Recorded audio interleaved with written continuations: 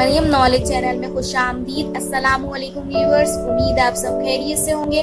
بسم اللہ الرحمن الرحیم۔ عروس القرآن کس سورہ کو کہا جاتا ہے؟ سورہ رحمان کو۔ اقوام متحدہ کے اجلاس میں پہلی بار دنیا کے کس سربراہ نے قرآن مجید کی تلاوت کروائی تھی؟ جنرل ضیاء الحق مرحوم۔ چین اور پاکستان کی سرحدیں کس علاقے میں ملتی ہیں؟ گلگت۔ اسلام کی پہلی مسجد کا نام بتائیں۔ مسجد قباء۔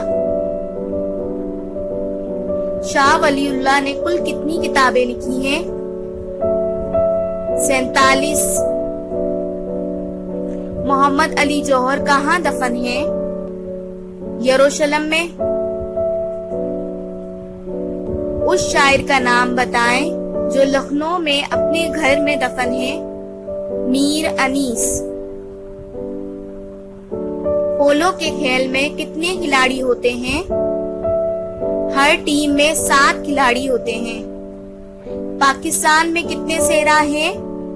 3 صحرا ہیں۔ متحدہ عرب امارات کتنی ریاستوں پر مشتمل ہے؟ 7۔ آپ کو یہ ویڈیو پسند آئی ہو تو ہمارے چینل کو لائک اور سبسکرائب ضرور کیجیے گا اور کمنٹ کرنا نہ بھولیں۔